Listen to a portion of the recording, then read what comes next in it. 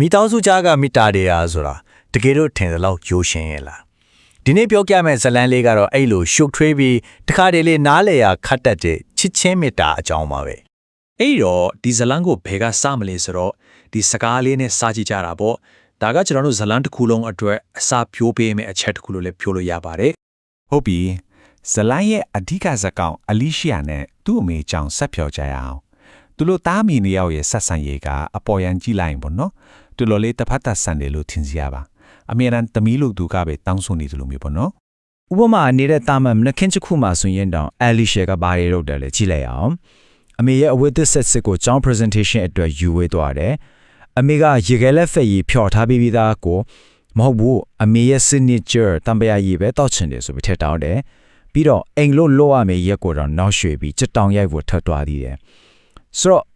အပေါ်ယံကြည့်ရင်တော့မိဘကိုအခွင့်ကောင်းယူနေတဲ့ဆက်ကြော်တဲ့တယောက်ပုံစံမျိုးပါပဲအဲ့ဒီလိုနဲ့ပဲဇလန်တဲကိုဇကောင်တစ်တယောက်ဝင်လာပါတယ်သူကတော့ကျောင်းသူအစ်ဆန်ဒရာပါတိတ်တိတ်ဆိတ်ဆိတ်နေတတ်ပြီးအရာရာကိုအကဲခတ်တတ်တဲ့ဆန်ဒရာရောက်လာတာနဲ့ဇလန်ကအချို့အကွေ့တစ်ခုကိုရောက်လာတော့တာပါပဲဘာလို့လဲဆိုတော့ဆန်ဒရာကအီလီရှာရဲ့ဘဝကိုလုံးဝကိုကွဲပြားတဲ့ရှုထောင့်ကနေမြင်ခဲ့လို့ပါဟုတ်ပြီဒီနေရာကစိတ်ဝင်စားစရာအကောင်းဆုံးပါပဲတာမန်အဝတ်စားလေးတစ်စုံအကြောင်းပြောမိရာကနေနာကျင်စရာကောင်းတဲ့နောက်ခံဇလန်တပုတ်ဘလို့ပေါ်လာတယ်ဆိုတာခြေလိုက်ကြရအောင်ဒီမှာတင်သူတို့တို့ရောက်ရဲ့ဘဝတွေဘလောက်တောင်ကွာခြားလဲဆိုတာကိုရှင်းရှင်းလင်းလင်းမြင်နိုင်ပါတယ်အလီရှာအတွက်အမေဗီဒီယိုတွေကအဝတ်တစုံယူဝတ်တာကထာမန်အဖြစ်ပြလေးတစ်ခုဖြစ်နေချိန်မှာဆန်ဒရာတော့အလားတူလောက်ရမျိုးကသူ့ဘဝကိုပြောင်းလဲစေတဲ့ခိုးယူခြင်းဆိုတဲ့ဆွဆွဲမှုကြီးတစ်ခုဖြစ်ခဲ့ရပါတယ်ဆန်ဒရာကသူ့အတိတ်အကြောင်းကိုပြန်ပြောပြတဲ့အခါမှာတော့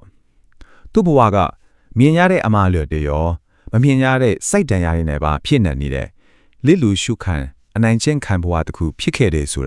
ာသိလာရပါတယ်ပဲစိတ်မကြိုက်လို့ဆိုပြီးအစားငတ်ခံရတာအမားလုံးမိတဲ့ချင်းရွနဲ့ရိုင်းနဲ့ခံရတာအမြဲတမ်းအထင်သက်ခံရပြီးမေတ္တာတရားဆိုတာဘာမှမသိခဲ့ရပါဘူးဒီလိုဘဝဆိုးကြီးကို9နှစ်နီးပါးဖြတ်တန်းနေရတာပါနောက်ဆုံးသူ့လေးကလာမခေါ်ခင်မှာသူ့အမွေးစားအမေပြောထားတဲ့စကားကတော့သူဘလောက်တောင်မေတ္တာတရားငတ်ခဲ့ရတယ်လဲဆိုတာကိုတတ်သိပြနေတယ်လို့ပါပဲကဲ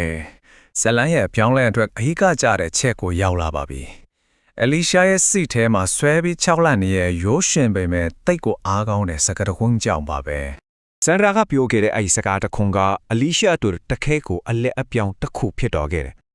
သူ့ရဲ့အပြုအမူတွေအားလုံးကိုအစနေပြန်စဉ်းစားခဲ့မှန်တယ်ခဲ့ပါတယ်ဒါပေမဲ့အလီရှာရဲ့တုံ့ပြန်ပုံကတော့ဘယ်သူမှမျှော်လင့်မထားတဲ့ပုံစံမျိုးဖြစ်သွားခဲ့တယ်သူကသူ့ပြုမှုကိုပြင်လိုက်ကမှမဲ့နည်းနည်းအစွန်းရောက်သွားတော့ပြဿနာအတ္တိထပ်ဖြစ်လာပြန်ရော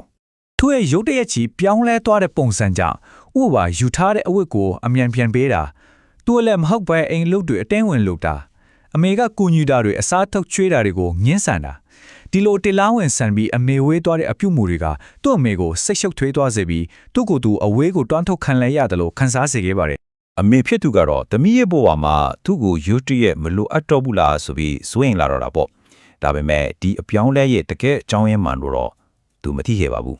အဲ့ဒီလိုနားလည်မှုလွှဲရကနေပဲသူတို့သားမီးနှစ်ယောက်ရဲ့ဆက်ဆံရေးနောက်ကတကယ်အမှန်တရားကိုဖော်ထုတ်ပေးမဲ့အရေးကြီးတဲ့စကားဝိုင်းတစ်ခုဖြစ်ပေါ်လာခဲ့တော့တာပါပဲ